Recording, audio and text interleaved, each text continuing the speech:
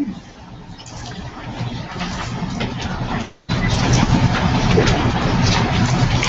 evening. Welcome. My name is Cindy Edwards, and I am the chair of the Governmental Affairs Committee for the Jacksonville Onslow Chamber of Commerce. It's my pleasure to welcome you here this evening on behalf of that committee. I want to thank you for joining us and for the candidates being here to share with us today. The Governmental Affairs Committee works with government agencies on issues that affect our business community. We monitor legislative issues that impact local business and promote partnerships between business, government, military, and education. The Governmental Affairs Committee facilitates these forums to create awareness on topics that are important to our entire community. I'd like to extend a special thanks to our media sponsor, the Daily News, and to the City of Jacksonville for the use of these facilities, and Jacksonville Media Services for the broadcasting of these forums. Our corporate sponsor is Duke Energy Progress, and at this time I would like to welcome their Federal Account Executive and the Chamber of the Division Chair of Military Affairs, Mr. Bob Dupree.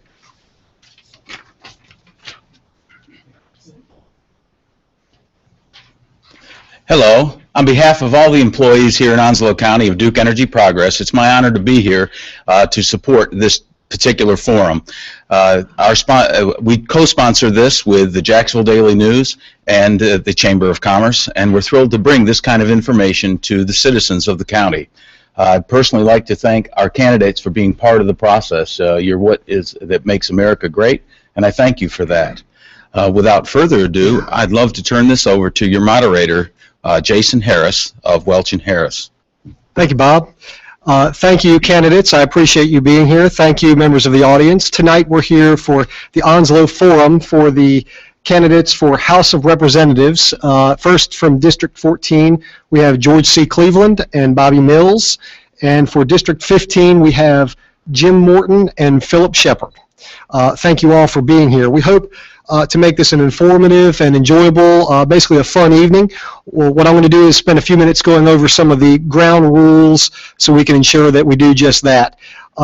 First, I want to encourage everyone to realize this is in large part an audience event. There have been a number of questions that were submitted in advance of this forum beginning, and so I've got those. Additionally, I've got essentially a table full of questions that were submitted by the audience this evening, and I think that's another code way for me to say, Julie and Fint, I will be late for dinner.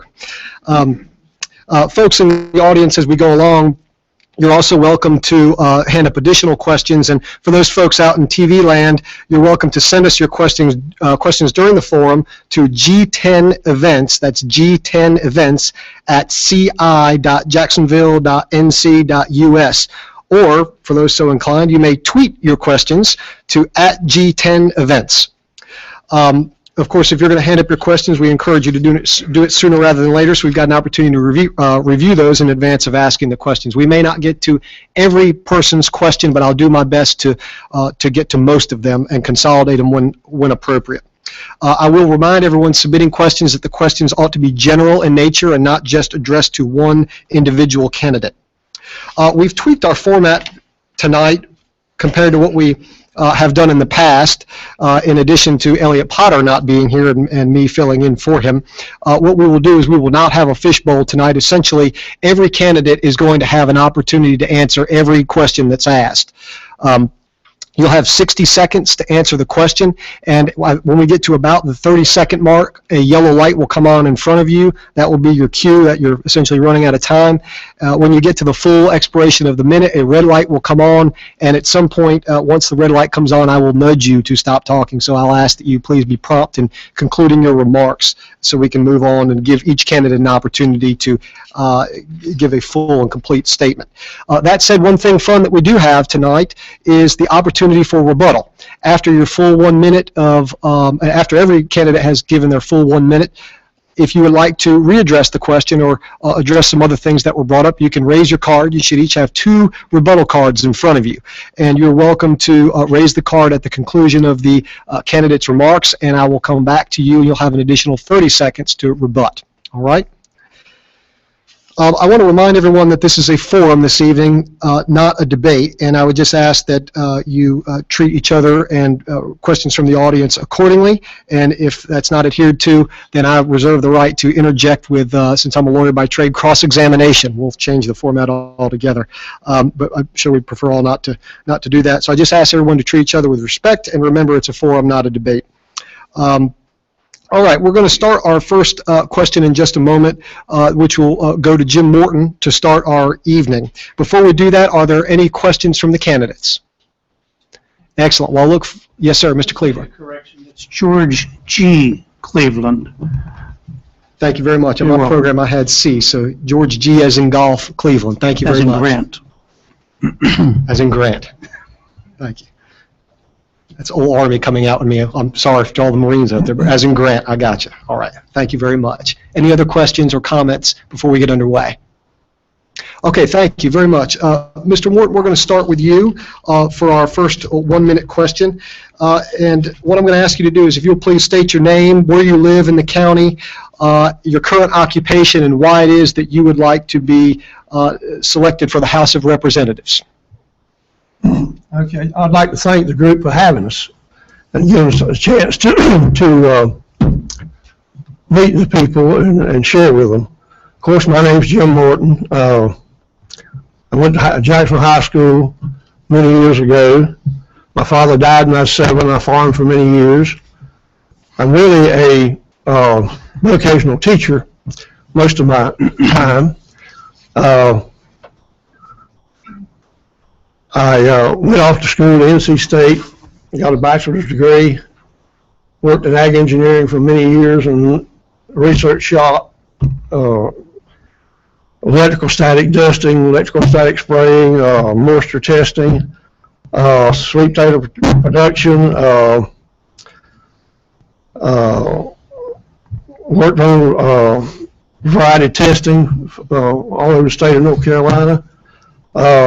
Acquired a master's in 1990 from A&T, and half the courses were from NC State. Mr. Morton, thank you very much. Thank you very much. All right. I'm going to move along next to Mr. Shepard. Good evening, Jason, and thank the Chamber of Commerce for allowing us to be here tonight, participate in the forum, and also the citizens of Onslow County for watching and listening. I grew up in Jacksonville, North Carolina, in the southwest area, graduated from Jacksonville Senior High School in 1973. Also pastor a church here locally, Lighthouse Baptist Church, and I'm seeking to be reelected because I think we've done some things to put the state in right order the last few years, and I want to continue to do those things to work, giving our working taxpayers a raise and so forth, and also working for small business. Thank you. Thank you. All right, Mr. Mills. Yes, sir. Thank you, Jason, for having us, and thank you, everyone, for attending. My name is Bobby Mills, and I live in Jacksonville. My family's been in Onslow County for over 200 years. I'm running because I represent Christian conservative values. I'm running because I represent fiscal courage. I'm running because I want to bring great jobs for the military, veterans, and the working families of Onslow County. Thank you. Thank you. And Mr. Cleveland. I believe the question was, where do you live and why are you running? Is that what the question was? Essentially, that's correct. Essentially. I live in Jacksonville, in College Park. I've lived there for, I guess, 25 or 6 years now. I've been in and out of the area since the mid-50s. I'm a retired Marine. I ran for this office many years ago to start working on bringing a conservative perspective to what North Carolina was doing at the state level. I've worked at that for years. My record shows that I've accomplished a lot in that area. And we have, as a group, the Republicans, since they've taken over, have actually changed the direction of the state. Things are improving, and I believe if we keep going the way we're going, we'll be in fine fiscal shape in another 2 years, and things will be much, much better for the citizens. Thank you, Mr. Cleveland. Thank you, all candidates. I'm next going to direct my question to Mr. Cleveland to start off. And before I do that, I just want to remind everybody that in addition to the questions from the audience, those submitted not only this evening upon folks' arrival, but in advance of tonight's forum, we also received questions specifically from the candidates as well. So I'm going to start now with Mr. Cleveland, and I'll ask you this, sir. The May 6th election is a primary to determine who will represent the Republican Party in November. As a candidate for that party's nomination, the Republican Party's nomination, outline your past involvement and achievements on behalf of the Republican Party. I've been a Republican all my life. I've been a voting Republican for 63 or 64 years. Locally, I have been a treasurer of the local party. I've been the first vice chairman. I've been the chairman. At the district level, I was the second vice chairman and the first vice chairman. I've sat on the North Carolina board, the North Carolina GOP executive board for the last dozen years. I am a recipient of the North Carolina GOP Hall of Fame. I'm an inductee into the Hall of Fame. I received the Jonas Award this last year from the NCGOP. It's a statewide award. I have worked hard to grow the Republican Party in Onslow County and the state. Thank you very much, sir. Mr. Mills, your past involvement and achievements on behalf of the Republican Party. Yes, sir. When I think about the Republican Party, I think about achievements in business. I think about the growth of my company that my father started from a meager beginning. We started with one company, and since I've returned home, we've opened 3 new businesses and created 20 more jobs in Onslow County. To me, that's what the Republican Party stands for. In addition, social conservatism, my Christian beliefs. Since returning back, I've chaired my stewardship campaign at Trinity United Methodist Church. If you want to talk about the Republican Party, I think we're pro-business and pro-God, and that's who I am. Thank you very much, Mr. Mills. I'll now turn to Mr. Shepard. Your past involvement and achievements on behalf of the Republican Party. I registered to vote in 1973 as a Republican and have been a Republican ever since that time. I served as chairman of the Onslow County Republican Party and worked very hard to re-register people that were conservative at heart, that supported Republican candidates, and continue to do that. Also, I've worked for many candidates on the Republican side, from Ronald Reagan to Jesse Helms and many others at the polls. I would take a day off from work when I was working civil service just to work for someone. I'd work from the time the polls opened until the polls closed, because I believe in what the Republican Party stands for. Smaller government, less taxes on people, and promoting our businesses and doing what we can to help our families and businesses. And as also, like Mr. Mills has said, I also believe in the principles of the Republican Party when it comes to being pro-life and pro-NRA, and also that we're pro-traditional family marriage. Very well. Thank you, Mr. Shepard. Mr. Morton, your past involvement and achievements on behalf of the Republican Party, sir. Well, the reason I like the Republican Party is the conservative people that I've had a chance to associate with. I got into be with the Republican Party about 4 or 5 years ago, of which I have supported vigorously, and before that. I always voted for the person, not the party. The reason I got into this race, there were some things I'd like to see done. I couldn't get any help to get it done.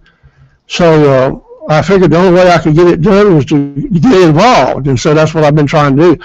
I have gotten probably 9 people registered as Republicans since I've been involved in this campaign. I very much support Republicans for many years, voted for many of them, many years. Thank you very much, Mr. Morton. My next question will first be directed to Mr. Mills. Mr. Mills, do you agree with the recent growth of $1.3 billion of the government budget over the last several years? Absolutely not. That is wasteful spending, and that's an increase in the budget during an economic downturn. Government is not the answer, it's the problem. Thank you. Thank you. Mr. Shepard, do you agree with the recent growth of $1.3 billion of the government budget over the last several years? No, sir, I don't. I think there are many ways that we can save money, and the more money that we can put in the pockets of the hardworking tax-paying citizens and our small businesses and so forth in this country, and especially in the state of North Carolina, which I think the General Assembly and our new governor has done. We've lowered tax rates on individuals, and we've lowered tax rates on small businesses, and the plan is to continue to lower those tax rates. The more that we can do that, and the more that we can learn to consolidate and be more efficient in government, then the better I think we're going to be. And that's going to foster a better environment for economic recovery and also for our businesses and our citizens in the state. Thank you, Mr. Shepard. Mr. Morton, your opinion regarding the recent growth of $1.3 billion of the government budget over the last several years. If somebody doesn't do something, we're not going to be around too long. And that's one of the reasons I got involved. $17.5 trillion is too much. We need to privatize more things for the state, like rest stops, cleanups, those kind of things, to save money. We hire too many people sometimes to get the job done. All these things need to be checked every year, particularly when we own these checks, disability checks, including the military. We have a lot of checks going out that somebody needs to be trying to find out why and what for. Very well, thank you. I'll now turn to Mr. Cleveland. Would you like me to repeat the question? Please. Okay, absolutely. Do you agree with the recent growth of $1.3 billion of the government budget over the last several years? Well, I think in reality, the question is a little out of context. So let's put it into context. There has been some growth in spending. When we took over the state, I say we, the Republicans, we were $3 billion in debt. We had a structural problem with the budget. We solved that structural problem. And in solving it, it took a lot of angst and reductions, and if you want to say cutting, whatever. We had a $2.7 billion in the unemployment area. We took care of that. That's going to be paid off in the next couple of years. So I think it should be put into context. I don't agree with government raising or spending money. However, from where we started to where we are now, government has to provide a service. And we are slowly building back the required services that the citizens need of the state. I'm not going to vote for anything that's not needed. Thank you very much. All right, Mr. Shepard, you're up next. Why would you like to be elected to the North Carolina House? Well, I've been elected twice before, and I'm running for re-election because I think we've done some real good things in state government since we've had control of the House, and also since we've had a Republican governor. We've done things to make taxes lower on individuals and on small businesses. We've done away with some of the redundant regulations that some of our companies and our businesses and contractors were faced with because at times we had more regulation than we needed. And we've done some things to work with them to foster a better environment for growth. Unemployment has dropped in the state of North Carolina this year, lower than it has been ever. And I think it's because of some of the principles and some of the things that we've enacted in the General Assembly and the governor has signed. And I want to continue to work in those areas. I also had the opportunity of serving as vice chair of the subcommittee on appropriations for transportation, which has given me an opportunity to have the ear of people in transportation when it comes to projects locally in Onslow County.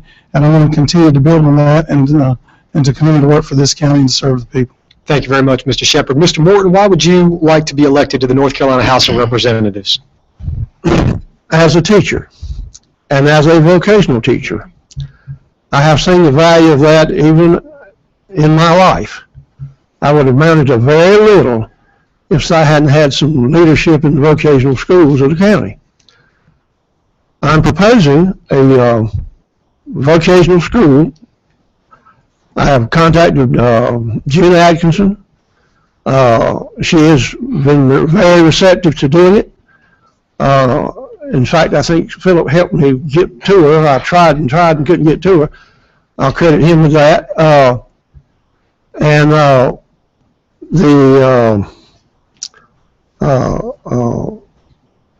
We talk about solutions in education and solutions to make life better and increase jobs.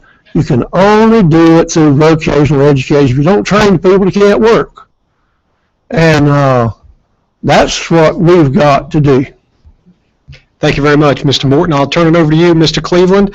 Why would you like to be elected to the North Carolina House of Representatives? We've heard from our folks from District 15, and so I'm going to ask the same question of the folks for District 14.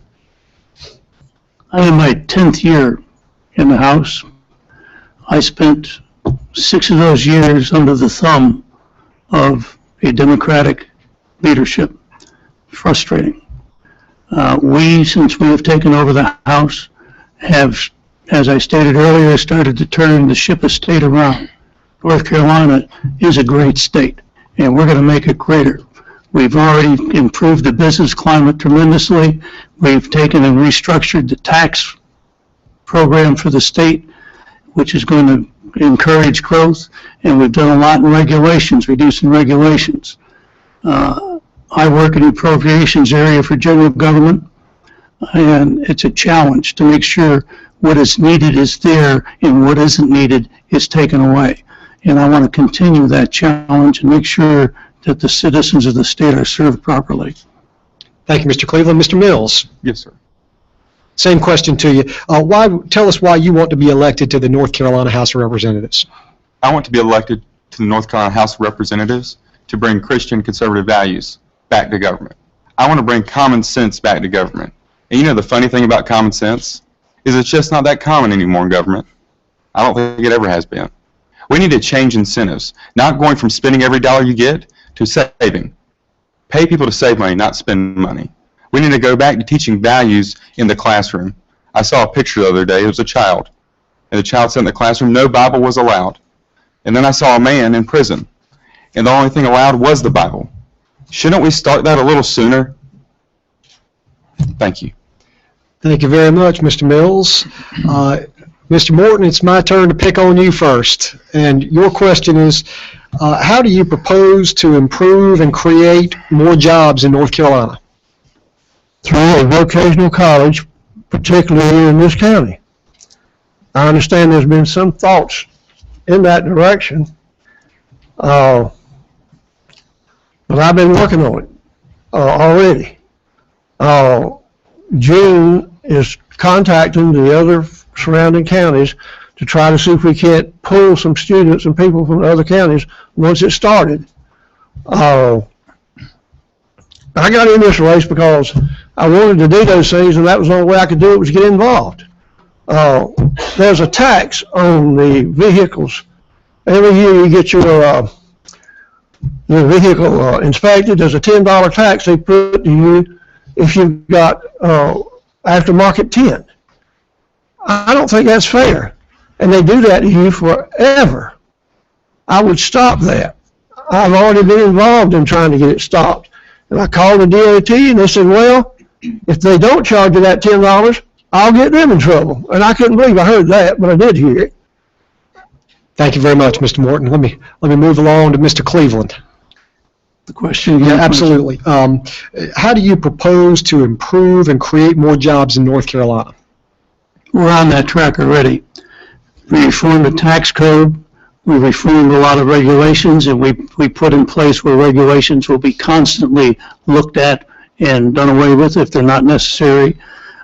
We've improved the business climate from 47 to 17th, I believe it is, by, I can't remember the agency that rated it.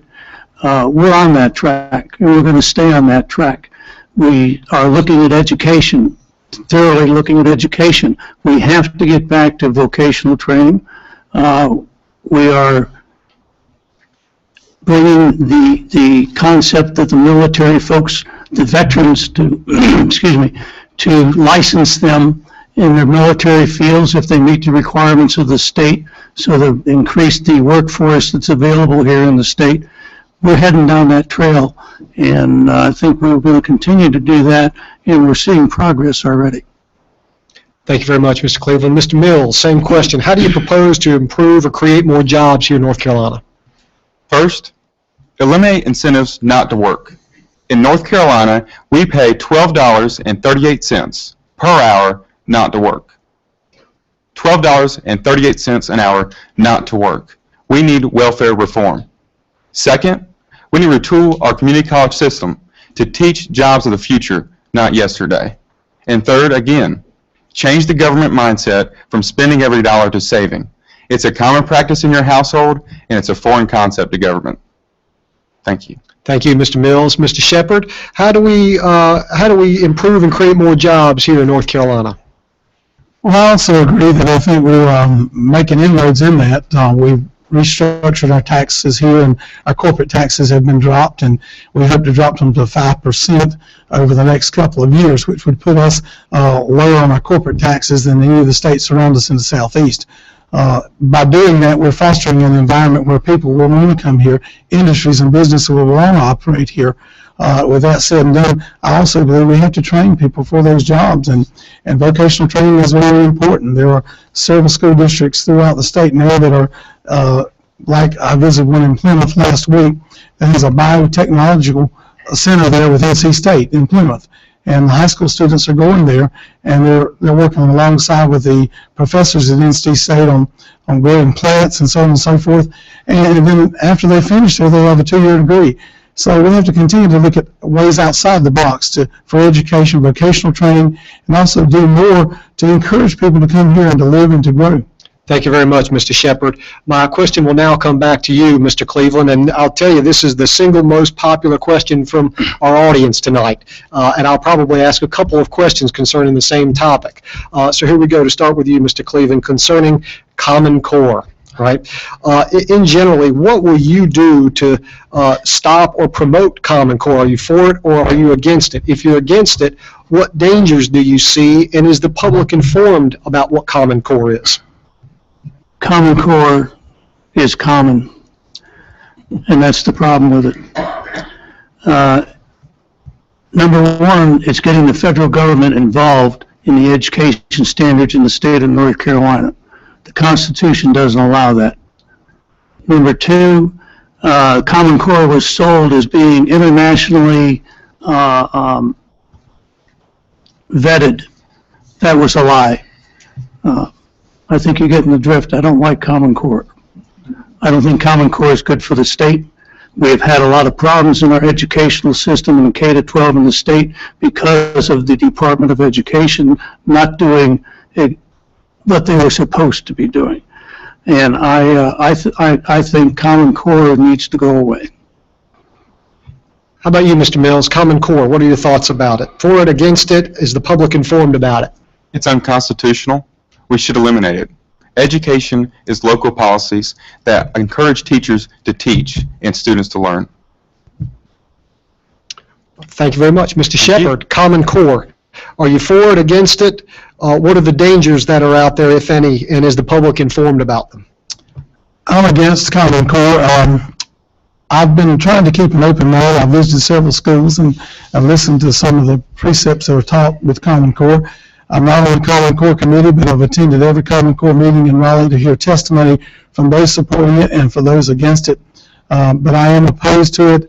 I think it's dangerous when the federal government mandates to us that we have to teach a certain subject matter and the way that we should do it. And I'd much rather leave that up to local officials and our teachers in the classroom, because I think they know what's best for our children, and they know best how to teach our children what's best and to prepare them for the future. And I think Common Core is not something that we want to implement. It's already there, but we're looking at ways to try and to change that or do away with it. And I also saw yesterday where Indiana, I think, is one of the first states that have decided to do away with Common Core. So there are a lot of states trending in that direction. Thank you, Mr. Shepard. Mr. Morton, tell us about your thoughts on Common Core. For it, against it, any dangers, and is the public informed about it? I don't think it's going to work. I think when you take the people, the teachers, and try to teach something the country over, the United States of America over, all doing the same thing, I don't think it's going to work. We need to get the parents and the teachers more involved, which that takes it out. We don't need to take the parents and teachers out of the education system. We need to keep them more involved. I'd like to see more adult things going on in the schools. I used to have a workshop at White Oak High School on every spring and Thursday night. Let the adults come to the school, they brought things, they fixed things, and we use the facilities more to help the community rather than just school. Thank you, Mr. Morton. I understand we have a rebuttal. Is that Mr. Shepard? Well, it's not really a rebuttal. 30 seconds, sir. But the question that you asked also included, do you think parents are informed? I think most parents in the general public are not informed. I don't think they know totally what's in Common Core and what isn't in Common Core. And I don't know how you get them involved or how you inform them if they don't care enough to visit the schools and meet with their teachers and the principals, and that is something that we desperately need to do in our local school system. Our parents and people in the community need to be involved, and they need to visit the school, and they need to find out what is going on and what is being taught. But, you know, to get people to do that, I don't know what you do unless they don't care enough themselves to do that. Thank you. Are there any further rebuttals before I go on to the next question? Could I ditto that? Did you want to use a rebuttal or no, sir? No, okay. All right. Well, we'll move on to the next question. It'll be for you, Mr. Mills, but Yes, we're sir. going to stay on the topic for just a moment of Common Core because there are just so many questions about it, and so I'm going to try to combine a couple here. Essentially, do you think our Department of Education is too large? And are there any personnel within the Department of Education or the North Carolina Public Schools who you believe have a conflict of interest with respect to Common Core? I think my previous answer answered that. It's unconstitutional. The Department of Education is not in the Constitution. That simple. All right, very well. Mr. Shepard? Repeat that. Right. There were two parts to that question. I'll try. So you gave such a simple answer, I forgot what you asked. The misfortune, I'm a practicing attorney, and the misfortune is I can't turn to the court reporter and say, would you please read that back, so the burden's on me to try to remember what I just asked. I think essentially it was, do you think our Department of Education is too large, and are there any folks that are involved with the Department of Education in connection with the core matter we've been talking about that have any conflicts of interest with respect to its implementation? Well, I think it's too large. I think it's too far-reaching also. I mean, they even mandate now, the Department of Education, the federal government is mandating, you know, what we serve in our cafeterias and so forth. And I grew up in public schools, and I think they're great, and they're awesome, and I ate in the cafeteria all the time, and it was not unhealthy for me when I ate. And now we've got a Department of Education that wants to tell parents how to do everything for their children, what they should and shouldn't do. And I think it's too large. I think it's too far-reaching. I think education is best left to the individual school districts and with parents and with teachers in the classroom, not hierarchy at some higher level. And as far as the other part of the question, the only thing I can refer that to or even think about is maybe, I think, Department of Instruction, Jane Atkinson was involved in the implementation of Common Core, and so people may think that it's a conflict of interest for her to be involved with Common Core since she helped put it together. Very well, thank you. And Mr. Morton, your thoughts concerning the size of our Department of Education, is it too large, and are there any conflicts in connection with the implementation of Common Core? Well, for years, politicians have been talking about getting rid of the Department of Education in Washington, D.C., and they don't seem to do very much about it, and they spend a lot of money. The state of North Carolina has got a big staff, too. We had a big staff of superintendents at one time. I felt like it was maybe a little bit more than we needed. When you spend people's money, somebody would be real conservative, and I'm a conservative. And the more conservative that we spend the people's money, the better I like it. I think we need to get more use out of the people's money. Thank you, Mr. Morton. I'll go to the other end of the table, back over to Mr. Cleveland. If you can address for us your concerns, if any, concerning the size of the Department of Education and any conflicts concerning the implementation of Common Core. We're talking about the State Department of Education. Correct. It's too large. And we have a visceral conflict with the Department of Education. It's run by a Democrat. Classic example of her using her position to beat on the heads of the Republicans and that are leading the state was with the race to the top, the 3-year-olds requiring the reading before they go on to fourth grade. They had over a year to prepare for that, and they knew that. When I say they, the Department of Education, and I believe the Education Union, knew that this was an item that they could really get people irate about, and they did. the Department of Education has to be depoliticized. It has to become a non-elected position, and the governor should take care of it, and it should be reduced to just an administrative organization. Thank you, Mr. Cleveland. I'm now going to shoot this one over to Mr. Shepherd. We're going to move away from education for just a moment, and I'm going to ask you about politics in general. This is another question directly from our audience tonight, folks here with us in person. What is your opinion of politicians who switch parties or regularly vote outside of quote-unquote traditional party lines? Well, normally, I haven't come into contact with people that do that very often. As a representative in Raleigh, usually our caucus, we work together on different agendas and so forth, and we support along party lines because it's our philosophy that we're supporting, that we're conservatives or we have Christian values and so forth, so we vote according to that. However, there are times that there may be something that's brought up that is not in the best interest of Onslow County.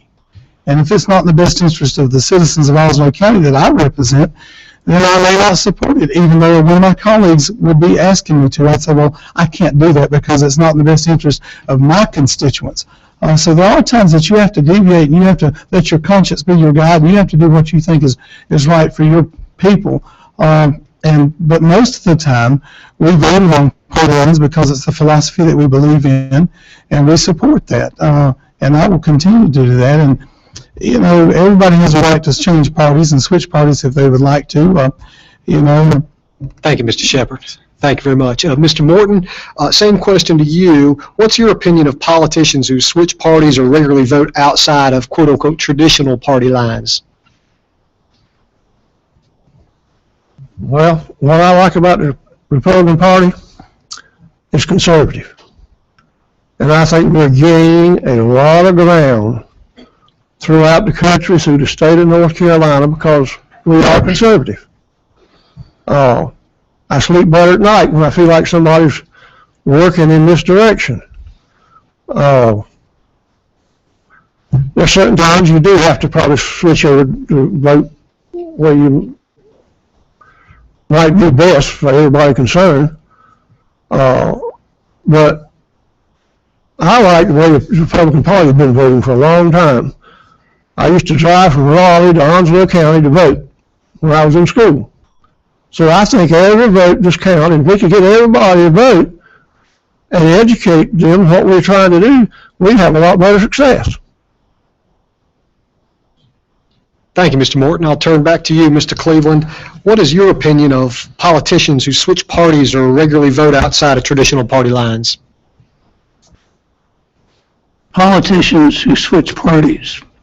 People switch parties constantly. Things change, people change. If it's done for that reason, it's fine. If it's done for personal ambition, I frown on that. As my daughter-in-law says, that's kind of despicable.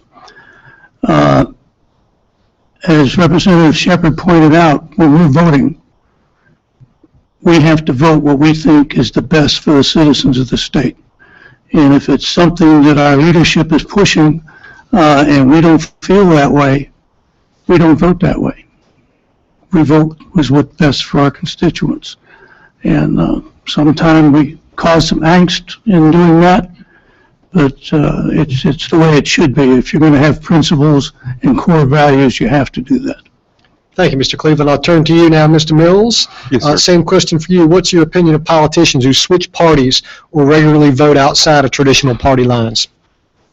I look at history, and I thank God every day that Hillary Clinton switched from a Republican in college to a Democrat. But then I also look at history and see locally Senator Harry Brown, W.C. Jarman, people that are conservative.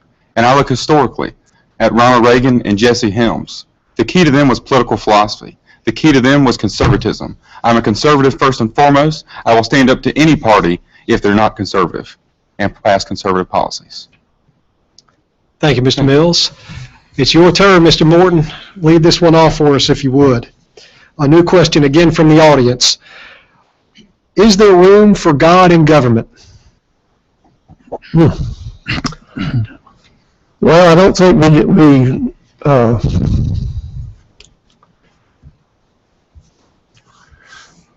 need to throw it into schools wide open, like somebody suggested here some time ago.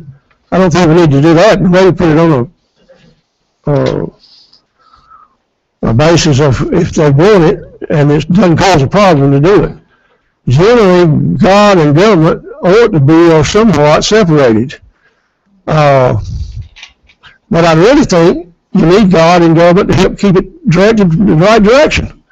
If we don't have some philosophy of what the Lord would like us to do and have us do, how are we going to do the right thing? Thank you, Mr. Morton. I'll now turn back to Mr. Cleveland. Is there room for God in government? It's desperately needed. Our First Amendment says that we, the people, can practice any religion that we want or not practice any religion that we want. And it also says the government cannot enforce a religion. We can't have a state government. Religion is needed in the public space. This country was founded on religious principles. I don't care what people say or where we've gone since the 60s. We were founded on religious principles. The country needs to get back to that, and it'll benefit us tremendously. It needs to be in the schools. It needs to be all over the public space. And if you as an individual don't like it, hey, my First Amendment says I can irritate you all I want. Come on. You know, of course, in today's society, if you irritate the wrong people, you're the bad guy. Thank you, Mr. Cleveland. Mr. Mills, is there room for God in government? Absolutely. Unequivocally, without a doubt. It's that simple. He's right to it. It's in the Constitution. All right, I'll turn to you, Mr. Shepherd. Last one on this topic. Room for God in government? Yes, there's room for God in government, and God should be in government, and we should want God in government. And I will say to you that all of our decisions and all that we do should be based on God's guidance in our lives every day. All that I am and all that I'll ever be is because of what Jesus Christ did for me. And I feel it's the same way for this country. This country was established on God-given principles. A lot of our laws are Judeo-Christian laws and principles that have made us what we are in this nation, that's made us great. And I see some deterioration in that. And if there's ever been a time that we need God in government, we need God in our schools and in our families, and not just in government, but it starts at home. If we don't have it at home where it should begin, then there's trouble. And I think we see what's happening in our country today because of the fact that God has been left out of many homes and many families. And so I'm glad that we can turn to God and to give us wisdom and guidance in all of our decisions in Raleigh. Thank you, Mr. Shepherd. As Mr. Morton led off with the last one, I'll now turn it over to Mr. Cleveland to field the first, be the first one to field this next question. I'm going to sort of once again combine two questions submitted by our audience members here. We addressed the pay and size, if you will, I suppose more the size than the pay of our Board of Education. What are your thoughts about pay raises for all state employees? And perhaps a second part to the question, what can we do to reduce the cost of government? I will take the first part first. We are going to give state government employees a pay raise. I say that very strongly because that is where the caucus wants to go. The problem is with Medicaid, the briefing today, and Medicaid has been eating us up. I mean, that's why we didn't give a pay raise last year. Last year and last budget cycle.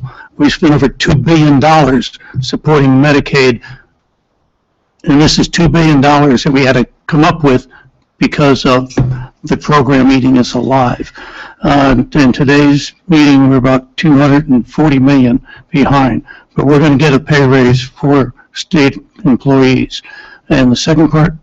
Sure. The second part is what can we do to reduce the cost of government? I constantly look at ways to reduce the cost of government, and government is going to grow naturally. It's like your household budget.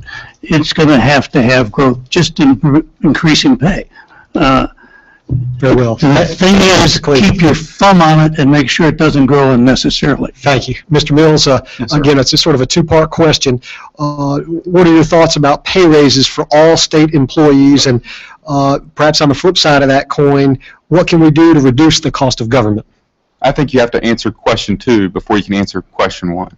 How do we reduce government? It's simple. Change incentives. How many times have each one of you heard, if we don't spend it this year, we won't have it next year? Why are we incentivizing people in the government to spend every dollar? We should be incentivizing them to save money, to save our money. They're up there having themselves a spending spree, and guess what? It's all on you and me. If we can find savings and enough to do that, I'd be more than happy to pay people what they've hardly earned. Thank you. Thank you. Mr. Shepherd, same question to you. Two-part question. What are your thoughts on pay raises for all state employees? And the flip side of the coin, how do we reduce the cost of government? Well, I certainly believe that we're going to give pay raises this coming year to all state employees, not just teachers, but all state employees, and we're all working to do that. How much we can give is dependent on what the budget says to us when we go back into session this year. As Representative Cleveland said, we started out millions of dollars in the hole of Medicaid, the budget cycle when it started. And when you look that in the face and you say, well, how can I do any more? And there are people that deserve more, but it's hard to do more when you don't have the money to do it with. So we are looking for ways to trim Medicaid. We're having meetings now about trying to trim Medicaid, do away with redundant spending and some other areas. We're all looking for ways that we can save money so that we can pay people who deserve more, like our teachers and our state workers. Thank you. And Mr. Morton, your two-part question is the same as the last. Your thoughts on a pay raise for all state employees, and on the flip side of that, what can we do to reduce the cost of government? Well, these are hard times. I used to work for the college. And every June, everybody starts spending all the money they had. To me, that wasn't the thing to do. If you couldn't need your money, you're supposed to turn it back in. That's what's going on all over the country. They're spending every cent they can get their hands on. If we don't figure out something in government, military, and everything, if we're not using this money properly, to give it back so it can be put in the right place. There's no way we're going to have enough money to continue like we're going. I think we do need to give some help to the teachers and state employees, which can only go so much. Thank you, sir. Thank you. All right, it's your turn, Mr. Mills. Yes, sir. A question near and dear to my heart, although I promise I didn't write this one. Many coastal communities are facing tough decisions about whether to spend money on beach renourishment projects or continue to watch as their shorelines erode. Coastal residents like us here in Onslow County and property owners note that the beaches are used by people across North Carolina and from outside of North Carolina and wonder why only local taxpayers should foot the bill for these beach renourishment projects. What do you think? Will you repeat the question again? Yeah, absolutely. Our coastal communities are facing tough decisions about whether to spend money on beach renourishment. And what do you think about that, knowing that folks that visit our beaches are not just from here in Onslow County, they come from outside of Onslow County and outside of North Carolina? Are you asking me, should we spend government funds for beach renourishment? Correct. I believe we should spend government funds where they're most effectively used. You should use econometric models to know where you get the biggest bang for the buck. If so it be, then it be. And perhaps just to follow on something clear on what the question is, do you think that only local taxpayers should fund that, or should the money for our beach renourishment and upfitting come from outside of Onslow County as well, whether it be statewide or nationwide? Yes, sir. I think the tax code is too complex already. I think we need to simplify the tax code. I look at the tax code as a frog in water. I'm sure many of y'all heard that analogy. When the frog's in the water and it's already hot, he jumps right out. But if he's in the water and the temperature starts rising, he doesn't realize till it's too late to get out. We're taxing people left and right. Whether you call it a tax or a fee, it's a tax. And we got to change that. We have to simplify the process. I believe in the fair tax, and that would help solve some of these problems. Thank you, Mr. Mills. Mr. Shepherd, Beach renourishment projects, uniquely local to Onslow County. However, should they be borne only by local taxpayers, or should folks outside of Onslow County, whether statewide or nationwide, assist in footing the bill? Well, I think the answer to that, part of it has already been taken place. You have the federal government also, and the state through some grant processes are helping the beach nourishment. Also, in the last session, we worked in the budget to put money in for our shallow draft inlets, like New River Inlet and several along the East Coast are shallow draft inlets that are always filling up, which is bad for our tourists, our boaters, and our commercial fishermen. So we worked to put money in the budget to help keep those cleaned out. And part of that process is to take the sand that's coming out of those inlets and then to put it back onto the beaches and replenish the beaches with that. I do think that is a local problem, but they're already receiving help from the federal government many times and also from the state through the Department of Natural Resources and so forth with beach nourishment. And it is a big driver. I mean, we have to have the beaches if we're going to have tourists to come down to the beach. We've got to have a beach for them to lay on and party on and have a good time. This is true. It's going to be about 70 degrees this weekend, Mr. Morton. Should these beach renourishment type projects be borne solely by our taxpayers, or should we spread the wealth? Well, I've heard a lot about people up off the coast paying the bill for somebody who's got a house or a vacation house on the beach. I've heard a lot of slack about that. And it's morally how we look at it. If you want to live on the beach, which I had property on the beach, that parking lot down there on the Topsail Beach did belong to us, my family. We do need federal, state money to help with erosion, help with all kinds of things like that we cannot pay for. But I can't see how in the world the people can pay for somebody's vacation home and the insurance and all that out of the people of this county. I can't believe that that's fair. Thank you, Mr. Morton. Mr. Cleveland. I've always thought it strange that people try to control Mother Nature. However, we do it. And people have built houses where they shouldn't build them, but that's the past. Our beaches are an economic driver. We have to have them, we have to keep them viable. We're doing that. The federal government in the past used to lavish money on us for that type of thing, and when the hammer fell, that stopped. And it took us a little while to figure out how to get some support back to the local communities. Local communities are the primary people responsible for it. They get their occupancy taxes and whatnot, and they put it towards there. But we also are supporting them, as Representative Shepard said, to give them all the support we can give them, and dollars are tight. But we're not going to let our beaches go away. Thank you, Mr. Cleveland.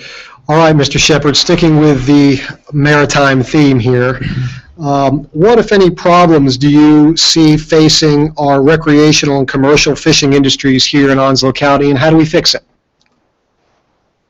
I told you I didn't want any hard questions. There's no winner in that answer. I first want to make it clear I support those that are recreational fishermen. I also support our commercial fishermen. They're all having a hard time now. They're having a tough time, especially the commercial fishermen. As we all know, that Everett Seafood, that had been in business for years and years, finally closed because they couldn't stay in business. With all the regulations that are pushed down on them from the federal government and from other agencies within the state, it's made it tough on commercial fishermen.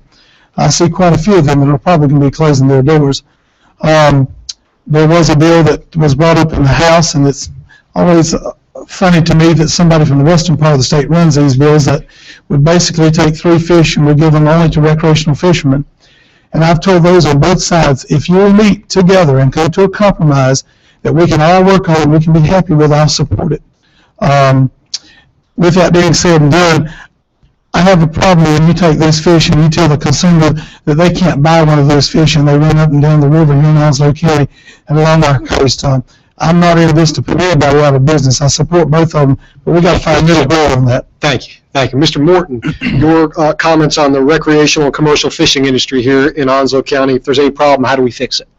We got to have both of them, and we got to support both of them. We can't do without either one of them as a coastal county. We got to pray about it. I guess when we get down to dollars, what do you do with your dollars? And when it gets to be your money, it gets mighty tight. We do need to keep the inlets open. We need to use what federal money we get to do that. It's hard to sit down and say, well, I'm going to support people coming to the beach and I'm going to not support the fishermen. It's hard to do that. I don't think we need to do that. I think we need to support both of them. And we got to have the beaches to draw people buying homes, coming down here, going to the beach. We can't let that go. We've got to support it. Thank you, Mr. Morton. Back to you, Mr. Cleveland. I've been in this dogfight too long. Our Constitution, our state constitution, says the resources of the state are for all of its citizens. And I take that literally, like I take a lot of things. Matter of fact, most things. You tell me something, I believe what you say until I prove you're wrong. The resources belong to the commercial fishermen. The resources belong to the recreational fishermen. The problem is keeping the two of them from shooting each other. And we've done a rather good job of it. Our marine fisheries has done a good job of it. Back in the 80s, mid-90s, I can't remember when the marine fisheries law came in, that was brought in to solve the problems between commercial and recreational fishermen and to keep things happy. It worked for a long time until the CCA got involved, the Coastal Conservation Organization, and they've started around the coasts and they've accomplished what they wanted in numerous states except here. And I will say the states where they've accomplished it, it didn't do for the recreational industry what they said it would. Thank you, Mr. Cleveland. Mr. Mills, the recreational and commercial fishing industry in your eyes here in Onslow County, any problems? And if so, how do we fix them? It's simple to me. The government is too big. We cannot continue to get government to solve our problems. If anything, the government should get out of your way and to create jobs.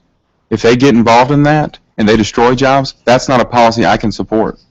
Commercial fishing is the bedrock of our community, and so is recreational fishing. We need them to solve their problems, not the government to come in and solve theirs. All right. Thank you, Mr. Mills. It is now your turn, Mr. Morton. We talked about the maritime industry. Now we're going to talk about the marine industry and our base, Camp Lejeune here in Onslow County. North Carolina prides itself as the nation's most military-friendly state. Yet many local governments and military communities find themselves in unique situations that require money to resolve these issues. What should the state, and particularly Onslow County's role, be in helping communities handle the additional pressures on transportation, utilities, and schools? Golly, I think that could be 3 separate questions, couldn't it? Why don't we first, I'll tell you what we'll do, why don't we first take up the issue of transportation? I know everybody's going to want to comment on that. Tell me about the impact of the military on transportation. Let's take that one up first. What I have already been involved in is getting that bypass from Glen Branch over to Highway 258. I've had a meeting with the DOT. I also had a meeting with DOT out in Wilmington. Katie Hyatt was her name. But anyway, there's not been any money appropriated. We needed that for 50 years to get it over to 258 and Highway 17 South. That would help the military, help us. It costs a lot of money. They say there's a little low area in there that they need some pilings. These big cement pilings that cost a lot of money. But if you go to Wilmington and look at that bypass, they got pilings everywhere. If you go to Little Washington, you go up there, you see they got them everywhere too. We need a few down here to make our bypass work. And that's what I would say. All right, what's the other part of your question? We're going to come back to the other parts. A little preview for you on the next question, right, Mr. Cleveland? But first, your thoughts about transportation and the military impact and interrelationship with our transportation issues here in Onslow County. The military's impact is people and cars. We're solving, I think, a big portion of it here within Jacksonville with the new base system, getting on the base And I think that's going to alleviate a lot of the problems out there in 24 in the morning and in the evenings. And it's going to take some of the stress off of Western Boulevard. I'm not sure where the questioner really wanted to go with the answer or with the question. Are we talking about 15 years down the road? Camp Lejeune is not going to grow any more than it is right now. Matter of fact, it's reducing in size. And I think once they get the road work done that's presently in progress, a lot of the effects of the base traffic will be mitigated. Thank you, sir. Mr. Mills, the state and county's role in the transportation issues faced here in Onslow County unique to our military surroundings. Our local area. Yes, sir. I believe we cannot continue to appoint people to the DOT that are political cronies. We have to appoint people that are experts in this field. We have to use statistics and analysis to know how to build our roads. We do that, we can solve our transportation problems. If we continue to appoint people that have no experience in it, we're going to continue to have problems. Thank you. And Mr. Shepard? Well, I'd first like to say that with the military, we work in conjunction with the military and the state, and the DOT tries to work with them. And as far as infrastructure, as you know, Pine Green Road is being improved. The new gate going on the base is going to help tremendously with getting people on and off the base. The back gate, we're working now on Highway 172, 210 to make improvements to it because we've got Marsock there, and there's a tremendous amount of traffic going and coming from there. And both of those roads we're looking at trying to do some more improvements to those. We did some improvements to 172 and 210 last year as far as putting turn lanes in and so on and so forth, but we need to do more. So as far as transportation is concerned, we need to provide the roads and the infrastructure to get these Marines when they're deployed to the ports, to get them to Norfolk to the port, to get them Wilmington to the port or Charleston or whatever direction that they're going in. We need to work with the military, work with our local officials and our DOT and the municipal planning organization and the regional planning organizations. They're constantly in touch with myself and other representatives and with our DOT people in order to try to find solutions for that. Thank you very much. We'll now toss it back to you, Mr. Cleveland. Same basic issue, but now instead of the impact on our transportation issues, talk a little bit, if you will, about the impact of being in a military-friendly state, and in particular, a military-friendly county, on our utilities and our schools. When you say utilities, we talking about electric? I think it would be fair to say electric, septic, sewer, that sort of thing. Water. Well, Onslow County is doing a good job, I believe, in their sewer area. We're building a new plant out around Richlands. Onwassa is working on it. The city itself has done an excellent job, I believe, in, Swansboro's and Onwassa now. So utility-wise, I think we're headed in the right direction. What was the other point you wanted? And schools. Schools could be a problem. They have the DOD schools on the base, and there's actually a big push at the federal level now to close DOD schools. I don't see it happening in the near future, but I do see it happening in the far future. The DOD schools statewide, I do believe, are going to be going away, and that's going to put more pressure on our local school systems. A lot of folks say that the military people don't pay for the schools, but they live in our community, they rent, they buy, they pay taxes locally, and there is support there. Thank you very much. Mr. Mills. Yes, sir.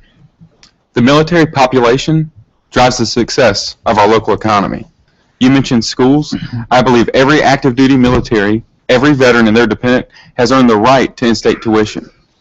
I also believe that the military do not need to have their benefits taxed, which some in Raleigh have been discussing. Thank you. All right, thank you. And I think I'm back to you now, Mr. Shepard.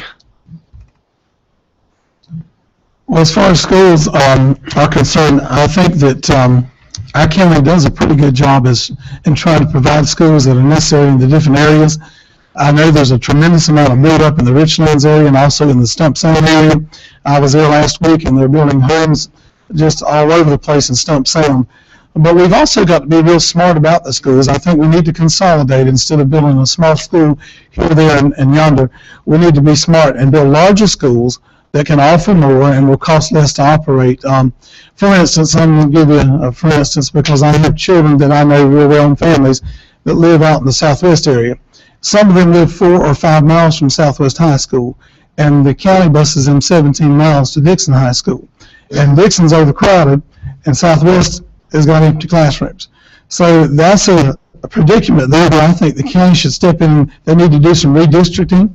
I think they're doing a good job as far as building schools, but we need to consolidate and redistrict to alleviate some of the overcrowding. As far as utilities, I think the county is doing an excellent job with utilities and so forth, and a lot of that's private anyway.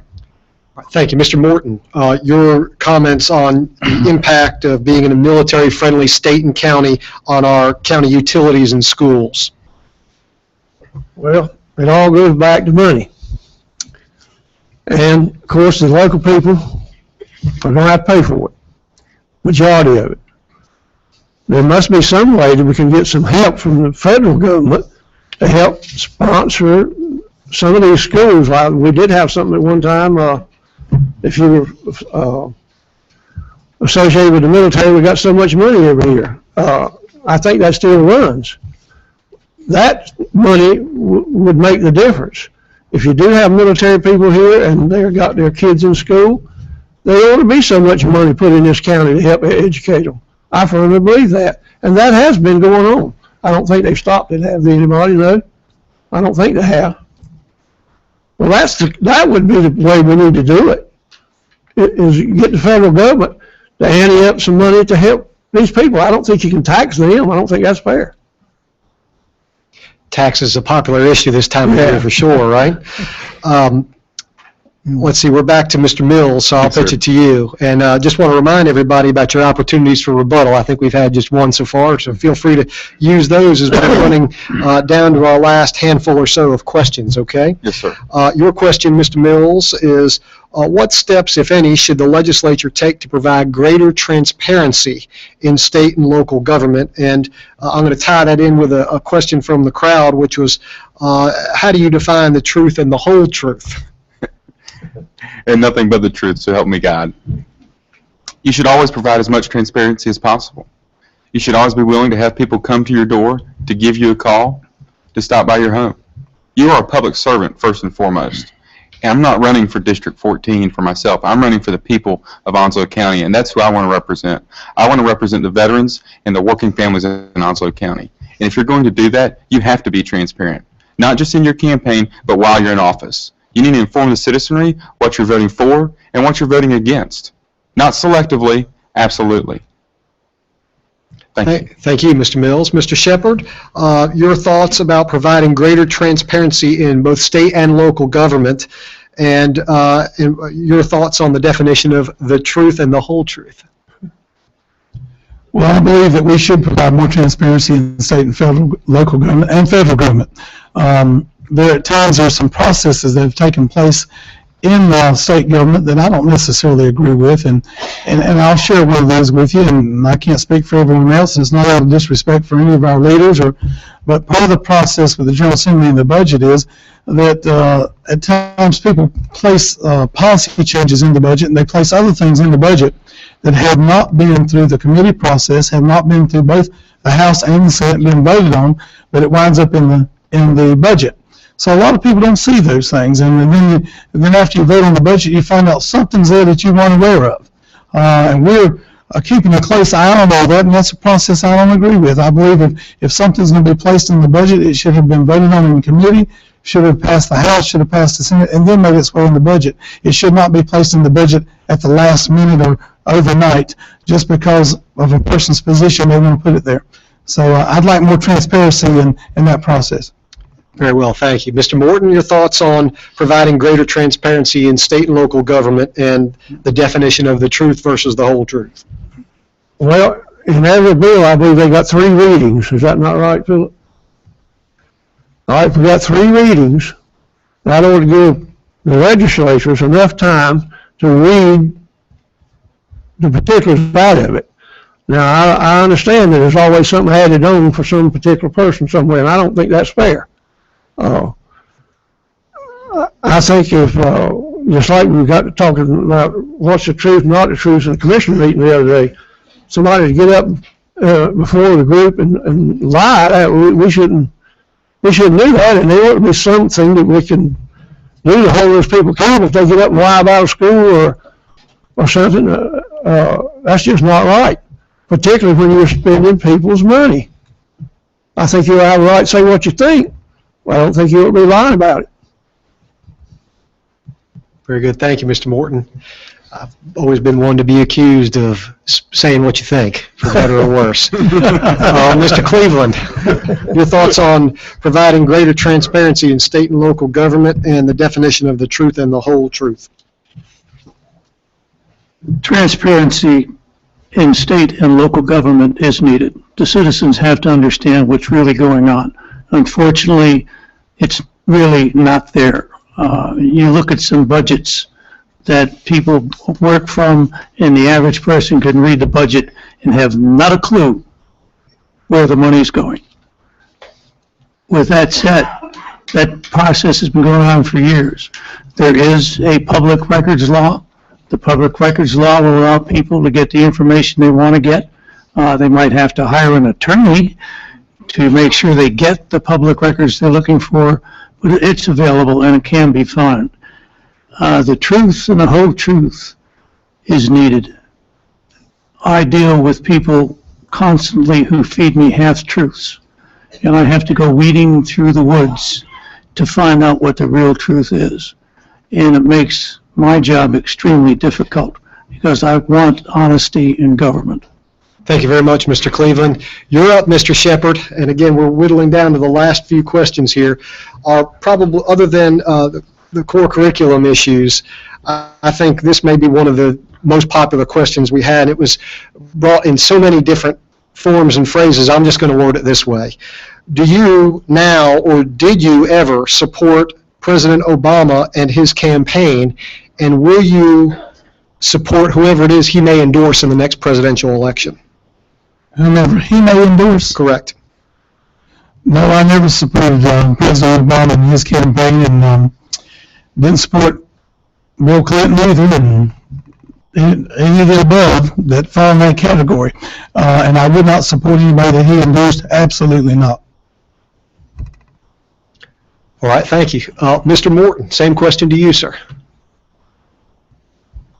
There's no way I could support Obama and his policies. And I thank the Lord that we got some Republicans around to vote against it. I know John Boehner has one time dealing with the Tea Party, but without him, if we didn't have him, I don't know what we'd have. What we got to do is get rid of the Democrats.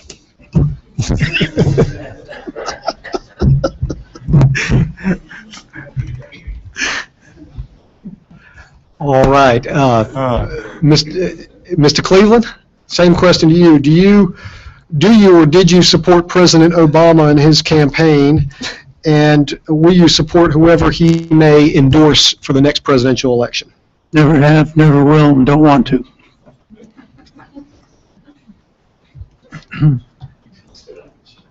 Very well. Mr. Mills.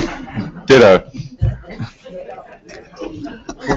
Y'all are making my job tough. All right. This question, I believe, is now for Mr. Morton. Mr. Morton, do you call yourself a conservative, and if so, why?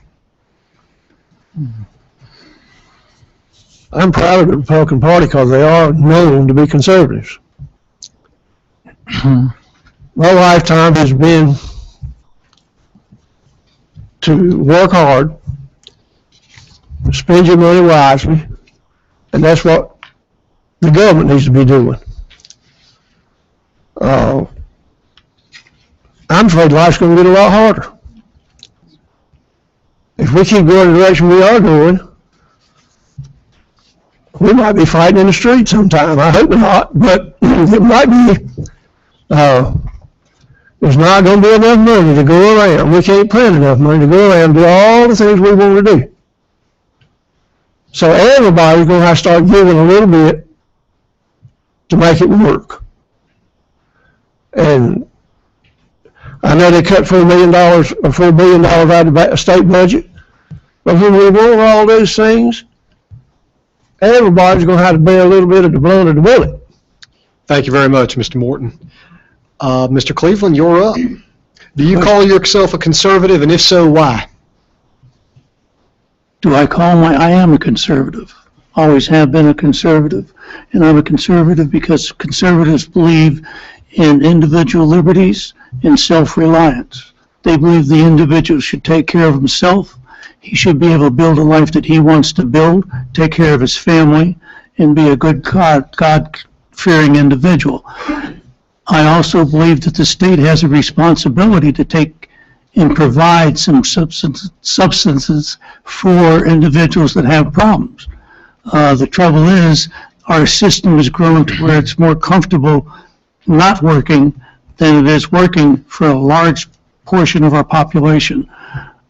That's something that I'm chipping away at statewide, or statewise, and I think if most people would look at the conservative philosophy with an open mind, they would understand it's probably the best way to go. Thank you, Mr. Cleveland. You're up, Mr. Mills. Yes, sir. Will you repeat the question one more time? Absolutely. Do you call yourself a conservative, and if so, why? I'm a conservative because I'm a constitutionalist. I'm a constitutionalist because that's what God gave us the rights to be a part of as we were born American citizens. I love my country. I love my state. I'm a conservative. I'm fiscally conservative. The government should not be in every aspect of our life. I'm socially conservative because of my faith in God and the way that He's willed me to stand here before you today. Thank you. Thank you. And Mr. Shepard, are you a conservative? And if so, why say you? I'm a conservative, and I believe the conservative principles are the best for us to live by.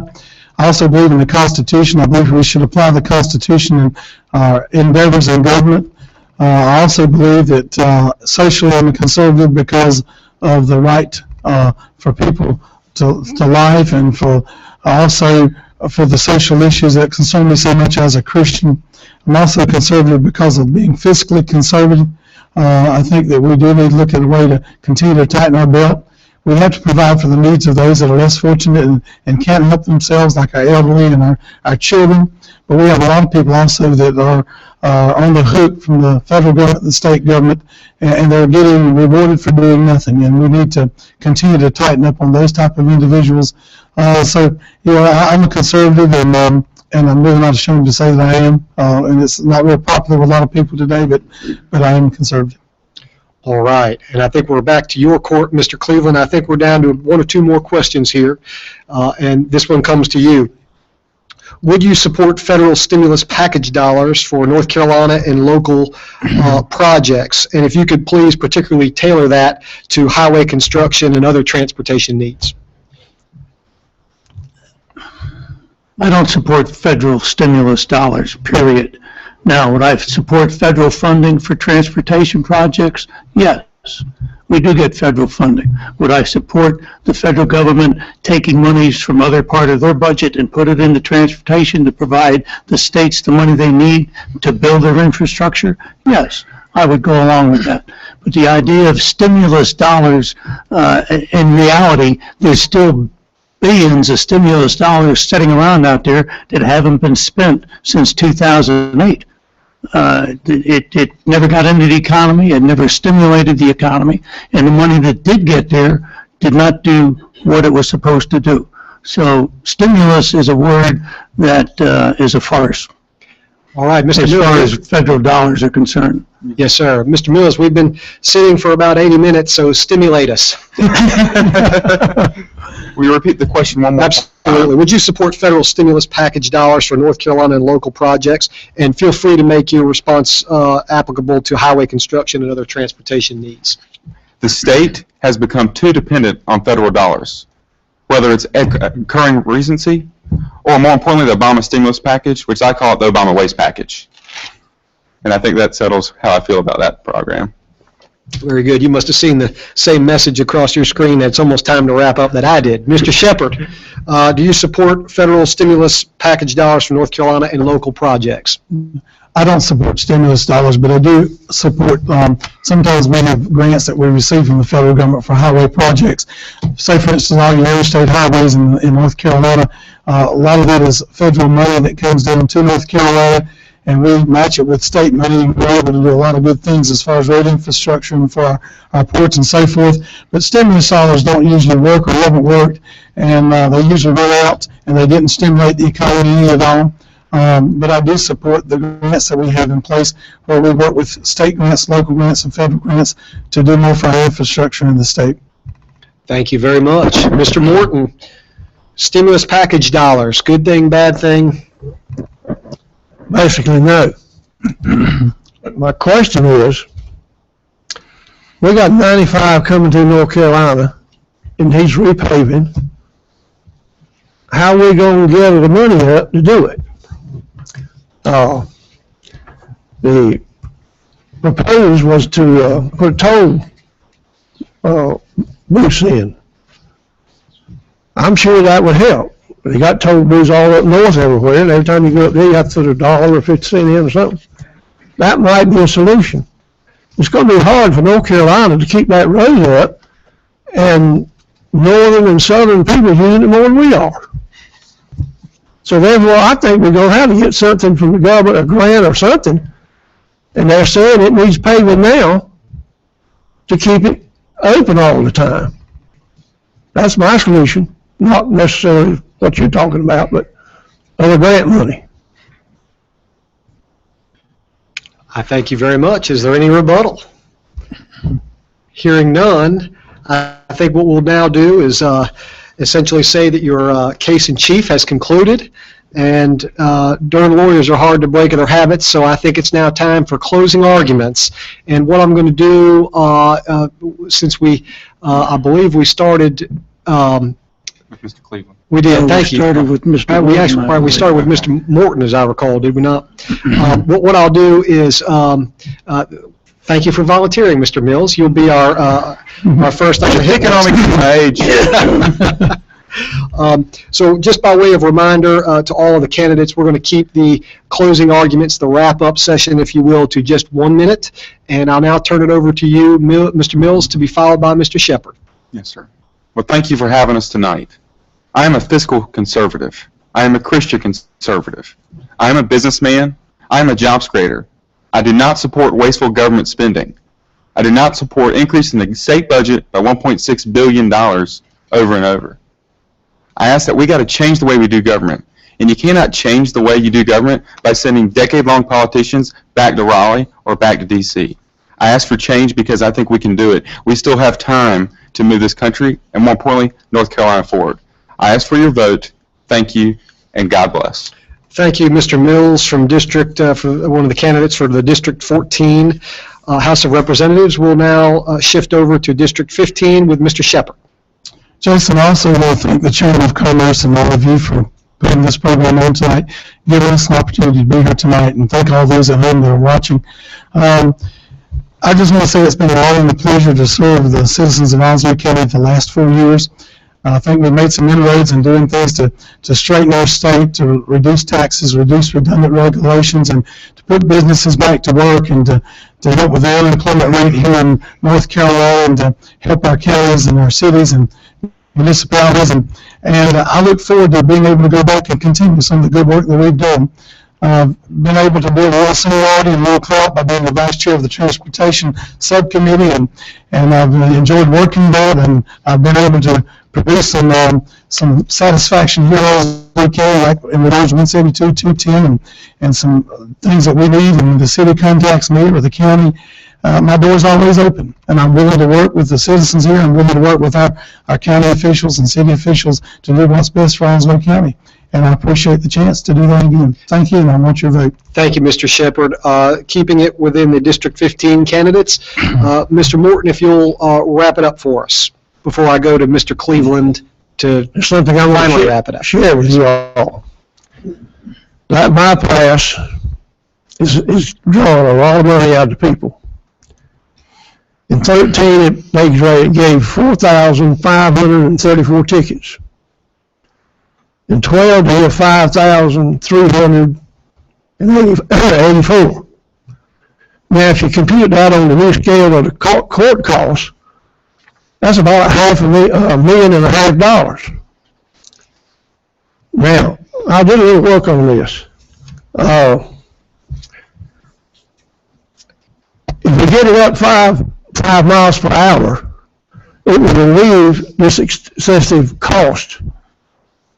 If you look at it, the insurance costs, the lawyer costs, the fines, you're talking about almost another $1.5 million. That's about almost $2.75 million. That must be addressed. I've tried to address it. I couldn't get anything done. So I hope maybe if I get a chance, which I don't know, I will do something about getting that solved. Thank you very much. That's very, I think, unfair to the people of this county and to this city. Thank you, Mr. Morton. I appreciate that. And the last word goes to you, Mr. Cleveland, for the District 14 House of Representatives. And by way of reminder to everybody listening and tuning in, it is George G. Cleveland. Yes, sir. Thank you. First of all, I'm a conservative. I don't classify my conservative credentials. I am a conservative, no matter where I work at or what I do. I'd like to touch on a couple of things that were said here tonight. It's been implied that we're squandering money. You Republicans in Raleigh are not squandering money. There's natural growth in government that accounts for additional spending. And that additional spending was only done because we had the money to spend. We're not shuffling, not playing Mickey Mouse games, trying to fund one thing with phony money. It's real money. And when we give our state employees a pay raise, they're going to get a pay raise. When we took over state government, there were no rainy day funds. We have several hundreds of millions of dollars in our rainy day funds, so if a catastrophe happens, we have some support for it. The idea that the Republicans or me or Representative Shepard are piddling away your tax dollars are totally false. Thank you very much, Mr. Cleveland, and thank you to all the candidates from both districts. I appreciate your responses this evening. I'm now going to turn it over to our Chamber President, Lorette. Thank you very much. I want to thank Mr. Cleveland, Mr. Mills, Mr. Morton, and Mr. Shepard for being with us, and also thank you for your willingness to serve our community. Thank you very much.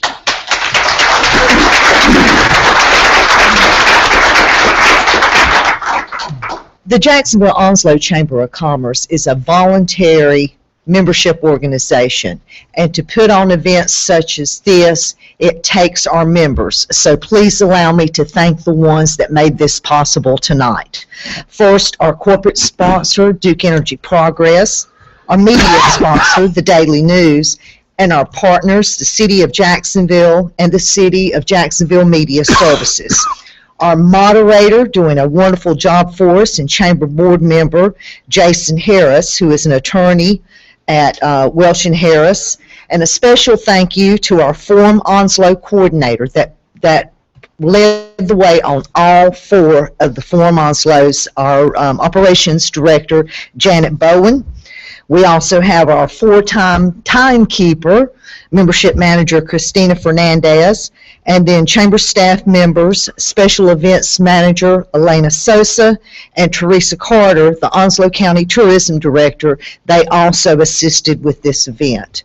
Now, if you could not attend the Meet the Candidates Forum for the Clerk of Court, Onslow County Sheriff, or the Onslow County School Board, just check the listings for G10 for dates and times. Those will be broadcast throughout the month. And you can also view them on the streaming video on jdnews.com. And lastly, your vote does count. One-stop voting begins April 24th and will run through May 3rd, and Election Day is on May the 6th. This concludes our forum. Thank you for joining us. Thank you.